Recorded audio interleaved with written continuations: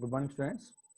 Today we are going to class number 5 because yesterday class was disturbed by technical issue. That's why I am continuing the theorem number 12. Before that, we will recap the definition of the simple group. What is a simple group? A group G is called simple if it has no proper normal subgroups. What are the improper normal subgroups?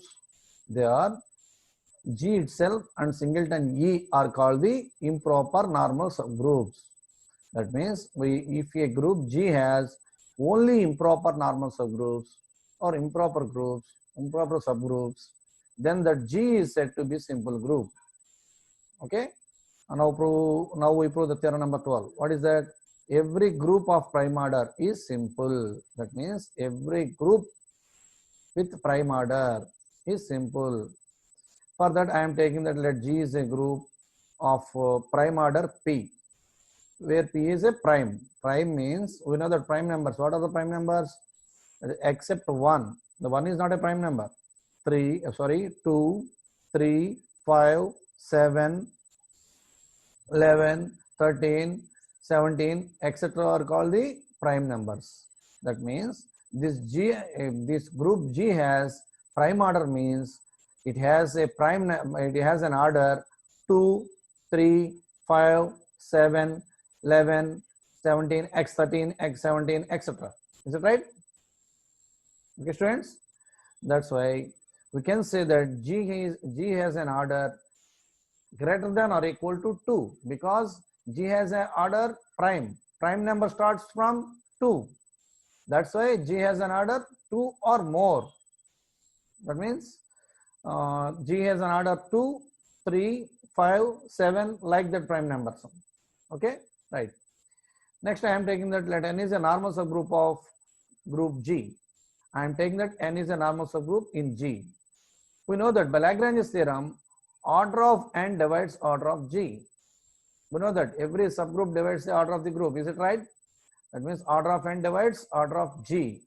That means order of N divides order of G is P here. We are taking that B. We have already taken that G is a group of order P. That means I am substituting an order of G with P. That means order of N divides P. That means since P is a prime number doesn't have any factors except 1 and itself. If you observe that 2 is a prime number that has no factors other than 1 and 2. If you observe 3 is a prime number, 3 has no prime factor, no other factors except 1 and 3. 1 and 3 are the only prime factors, 1 and itself. For 3 and itself, and 1 you are the only factors. Except these two, there are no other factors for 3, prime number 3. And also you can observe that 5 and 7, etc. also. 5, 7, etc. also. So students, here we are observing that order of N divides by P. That means order of N can be divided by P means P can be divided by order of N. That means order of N may be 1 or P because P is a prime. Prime means it has only factors 1 and P itself. That's why order of N may be 1 or order of N is equal to P. Order of N is equal to me means N has only one element, that is N is equal to singleton E. N is equal to singleton E. Or order of N is equal to P means order of N is equal to P means P is order of G. P is order of G. I am replacing P with order of G. Order of N is equal to order of G. Then N is equal to G. Okay, right. That means I am taking a normal subgroup N that is either N equal to singleton E or N equal to G. That means G has singleton E or G are only the normal subgroups. That means these two are called improper normal subgroups. Okay, that means G has only improper normal subgroups. That means G has no proper normal subgroups. That means G is simple group. Why you can say that G is simple group? What is the definition of simple group? A group G is said to be simple group if it has no proper normal subgroups. Here we proved that G has no proper normal subgroups. Okay, that's why you can say that G is simple group. Now we can note a note, that is we can note it down in that your notes that no abelian group of composite order is simple. That means there is no abelian group. There is nothing, any abelian group doesn't becomes a simple of composite order.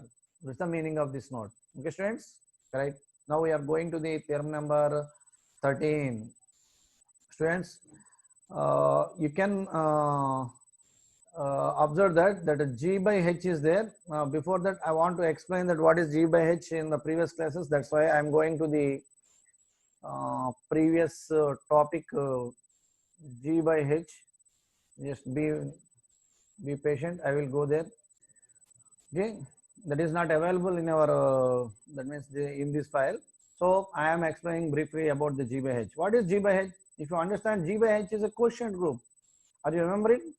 G is a group, H is a normal subgroup, then G by H is a quotient group. Okay, right. Here, given that in this statement, H is a normal subgroup of group G, then show that G by H of all right cosets of H in G, the coset multiplication is a group. It's a quotient group condition. Okay, right. I am explaining this quotient group that is given that H is normal subgroup of G. Then G by H is equal to, this is the set of cosets, right coset. What is that? It may be a right or left. You can write any coset like this. Here we are writing the right coset. G by H, the set contains the elements capital H into small a, where small a belongs to capital G in group G. Now we prove that the G by H with respect to multiplication dot is a group. Clearly G by H is a non-empty set. We know that HE is available in this set because E is in G, HE is also in G by H. That means G by H is a non-empty set. Okay, right. Now we are going to the closure law because we want to prove that this G by H with respect to multiplication is a group. That means it must satisfy 4 laws. What are they? Closure, associative, identity, and inverse. That's why I am explaining you that. First of all, we check it whether it satisfies the closure law or not. For that, I am giving a subheading that is closure law. Now, for this closure law, we want to take two elements in G by H. I am taking that HA and HB belongs to G by H, where small a comma b belongs to the big set G. That is group. Now, HA into HB, what happens? I am writing the brackets to the middle AH. It is a left coset. We know that if H is a normal subgroup, each left coset is a right coset. We have learned in the previous theorems. That's why I am replacing AH with this left coset with right coset HA. I am replacing AH with HA. That means H into H is remains same. AH replaces HA, which is right coset. B remains same. Now we have HHAB. What we got? HHAB. HH means H because H is subgroup means HH is equal to H. AB, which is again a right coset. I observed that. Previously, I have learned this one. HAB. A comma B belongs to G means A dot B also belongs to G by closure law in group G. That means HAB is also a right coset which is in the form of HA like that. So if you observe that G by H is the set contains the elements H into right side an element multiplied by A. That element A is in G. Here also H into AB right side multiplied with AB. That is AB is belongs to G. So this total element belongs to G by H. What is this total element HAB? What is that before that? HA into HB. Therefore HA into HB belongs to G by H. We have taken HA, HB belongs to G by H. HA comma HB, two elements in G by H, and the product HA into HB belongs to G by H. Next we go to check that associative law is satisfying or not. For that I am taking the three elements in G by H. Those are that HA, HB, HC belongs to G by H. For A comma B comma C belongs to G. Now I am multiplying the HA with HB and HC. Then what happens? HA will remain same. HB into HC. Product of two right cosets is a right coset. That means HBC. This is the binary operation. Here we can say that the product of right cosets or product of cosets is a binary operation here. That means HB into HC is equal to HBC. Now HA into HBC becomes HABC. HABC. Now A, B, C are elements in G. What is G?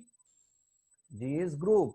Group means G satisfying closure, associative, identity, inverse. What is that? In G only. For the elements of G only, we can observe that for the elements of G only, the elements are satisfying closure, associative, identity, inverse laws. Here ABC are elements in G. That's why I am writing the associative law for these three elements ABC.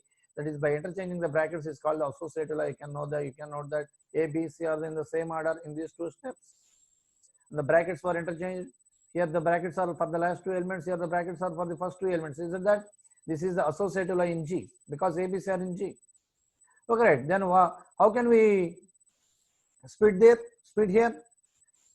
HAB into HC. Okay, HAB can be split into HA into HB. Now, if you observe the first and last one, HA, HB, HC, HA, HB, HC. Here, the brackets is for the last two elements. Here, the brackets is for first two elements. Is it right? That means for the elements HA, HB, HC, associative law exists. What are the elements HA, HB, HC? Where they are? In G by H. That means in G by H, associative law exists. Next we go for identity law. We know that HA is in G by H, where A belongs to G. We know that E in G, because G is a group. Group means G satisfying closure, associative, identity, inverse. G only. Right. That means identity element E lies in G. Then H into E belongs to G by H. Okay. Right. Now HA into HB. What happens? HA into HE? HAE. AE is A because E is identity in G. A into E becomes A. H remains same. A into E becomes A. HA. HA into HE is equal to HA. Similarly, you can observe that HE into HA. HEA. HEA becomes HA. That means HA into HA, HE is equal to HA. HE into HA is equal to HA. That means HE is called the identity element in G by H. Identity exists in G by H. Next we go for the inverse law. Now I am taking that HA belongs to G by H. A belongs to G means G is group. G group means it is satisfying closure, associative, identity, inverse. I am using inverse law. If A belongs to G, A inverse is also belongs to G. Okay, right, by inverse law. A inverse belongs to G means HA inverse belongs to G by H. Okay, students. Now HA into HA inverse. What happens? HAA inverse. What H is remains same. Kindly follow the cursor. H remains the same. And what about AA inverse? A inverse are in G. By G is group. By inverse law, AA inverse becomes E. HE. Similarly, HA inverse into HA. What happens? HA inverse A. What is A inverse A? E. HE. If you observe that HA is multiplying with HA inverse, we got HE. And HA is multiplying with HA inverse on left side, we got HE. That means HA inverse is inverse of the element HA in G by H. That means all the elements are satisfying the four laws of G by H. What are the four laws? Closure law, associative law, identity law, inverse law are satisfying in G by H. That means G by H is said to be a group with respect to the coset multiplication. Okay, right. Now we say that this G by H is this G by H set is a quotient group. I am writing the definition here. If you observe that if G is a group and H is normal subgroup of G, then the set G by H of all cosets of H in G is group with respect to multiplication of cosets. It is also called the quotient group or factor group. It can be also called as factor group. Quotient group means this G by set is called quotient set. If a quotient set is a quotient group, if a quotient set is a group, then it is called quotient group or factor group. Okay. Now we are going to the theorem number 14. What is that? If H is normal subgroup of a finite group G, then prove that order of G by H is equal to order of G by order of H. For that I am taking that first of all what we have in the statement, H is normal subgroup of a finite group G. So in the proof I am writing that given that H is normal subgroup of finite group G. Now we want to prove that order of G by H is equal to order of G by order of H. For that I am taking that order of G by H. Order of G by H means G, the number of distinct cosets in of H in G, of H in G means what happens? The number of elements in G by the number of elements in H. The number of elements in G by the number of elements in H. That is order of G by order of H. The theorem number 14 is over. Now we go to the theorem number 15. This is the important one for the extension. That is, this is called the extension of the theorem number 13. In the theorem number 13, we have learned that G by H is a group. How we can prove that G by H is a group? It was proved in that theorem number 13 proof. But here, if there somebody asking that, in sometimes in your question paper asking that, prove that it is an abelian group. This G by H, here in this question, the same question will be asked in future. If H is a normal subgroup of abelian group G, here abelian group will become will come, and then show that the set, it will be asked as quotient set, QUOTIENT, quotient set, not coefficient. It's a quotient set of all cosets of H in G with respect to coset multiplication is abelian group. It can be asked as abelian group.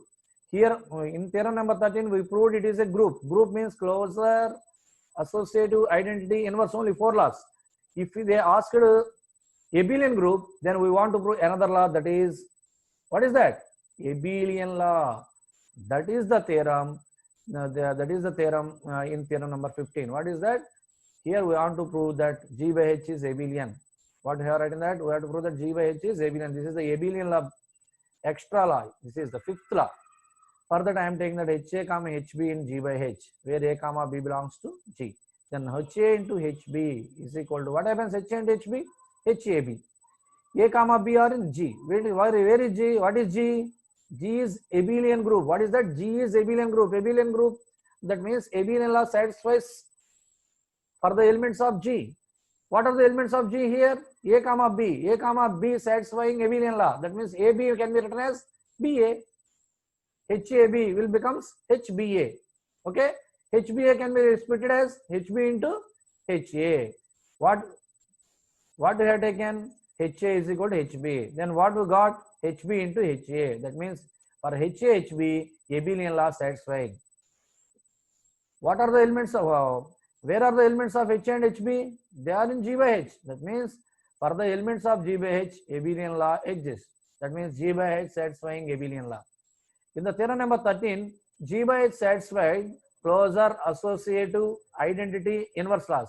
Now in the theorem number 15, I proved the abelian law. That means the total G by H is said to be abelian group if it is satisfying this abelian law also.